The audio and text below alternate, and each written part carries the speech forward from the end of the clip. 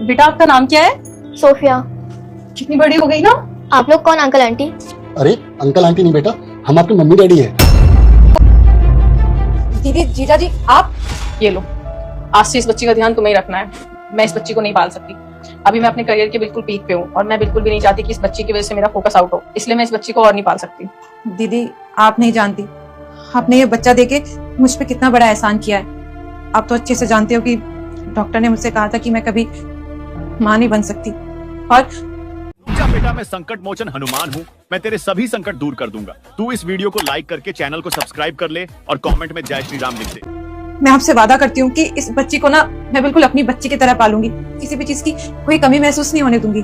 देखो, मैं कभी भी इस बच्ची को हमसे दूर नहीं करना चाहता, लेकिन यहाँ पर बात करियर की है तो मुझे शताक्षी और इस बच्ची में दोनों में से किसी एक को चूज करना था। अब बात अगर शताक्षी की आए तो मैं हमेशा इसे ही चूज करूंगा, लेकिन मुझे ना तुम दोनों से एक वादा चाहिए कि तुम इस बच्ची को अच्छा फ्यूचर दो, इसे पढ़ा लिखा कर बड़ा इंसान बनाओ। नहीं भाई साहब, आप उसकी चिंता मत करिए। हम इस बच्ची को अपनी बच्ची से बढ़ के पालेंगे और पोसेंगे। और सच बताएं तो आप दोनों ने हम दोनों पे बहुत बड़ा एहसान किया है। हम दोनों के पास इस जीवन में अगर किसी चीज की कमी थी तो बस इस बच्चे की, और इस बच्चे को दे करके ना हम दोनों को आपने पूरा कर दिया है। आप दोनों का ये एहसान हम जीवन भर नहीं भूलेंगे। बहुत बहुत धन्यवाद आप दोनों का। मुझे देविका पे पूरा यकीन है कि वो बच्ची को बहुत अच्छे से पालेगी। अंदर आइए ना।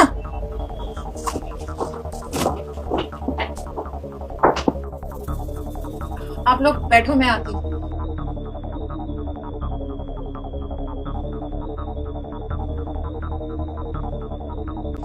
मम्मा कौन थे ये लोग? और ये लोग मुझे अपनी बेटी की बता रहे थे। अब बेटा कोई नहीं थे, तुम ना उन लोगों की बातों पे ध्यान मत दो। तुम ना अच्छे से पढ़ाई करो, तुम किसी चीज की टेंशन मत लो। तुम्हारे पापा आ जाएंगे ना तो सब ठीक कर देंगे। तुम मेरी बेटी हो, तुम्हें मुझसे कोई दूर नहीं कर सकता। तुम पढ़ाई करो। मैं आती हूँ।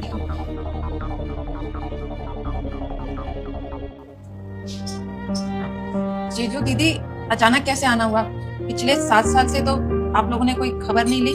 हाँ, वो करियर बनाने में इतना बिजी हो गए थे कि टाइम ही नहीं मिला। अब थोड़ा काम से फुर्सत मिली है तो सोचा अपनी बच्ची से मिलने। अच्छा, बस मिलने आए हो ना? अब सतीश कहाँ है? वो ऑफिस गए हैं, बस आने ही वाले होंगे। आ गए। नमस्ते। आप लोग यहाँ इतने सालों बाद, वो भी बिना बताए। सतीश, तुमसे बहुत जरूरी बात करनी है। वो क्या है ना कि काफी सालों से हम दोनों मुंबई में थे, क्योंकि इनकी पोस्टिंग भी मुंबई में हुई थी और मैंने भी अपना ट्रांसफर मुंबई में ले लिया था। तुम्हें तो पता है कि मुंबई में रहना कितना डिफिकल्ट होता है, लेकिन हम दोनों ने अपने करियर पे बहुत ध्यान दिया और एक हस्बैंड वाइफ को जो चीजें चाहिए होती हैं वो हमने सब अचीव कर दी। आज भगवान की कृपा से हमारे पास अच्छा घर है, गाड़ी है, पैसा है और वो सारी फैसिलिटीज हैं जो हम दोनों को चाहिए थे अपनी लाइफ में। लेकिन जब रात में हम दोनों बैठकर एक दूसरे का हाथ पकड़कर बातें करते हैं तो हमें कमी महसूस होती है, तो सिर्फ और सिर्फ अपनी बेटी की। तो आपने हमारी बेटी को पाल पोस कर इतना बड़ा कर दिया, हमें इस बात की बहुत खुशी है और हम दोनों आपको थैंक्स बोलने के लिए आए और अपनी बच्ची अपने साथ वापस ले जाने के लिए आए। और हाँ, आप दोनों के लिए गुड न्यूज़ ये है कि अभी हमने रिसेंटली नोएडा में अपना घर ले लिया, यहीं सेक्टर 52 में। तो आप दोनों कभी भी मिलने भी आ जाया करना। बस इसी सिलसिले में तुमसे बात करने आए थे। तो आप सोफिया के कपड़े पैक कर दीजिए, हम चलते हैं। नहीं,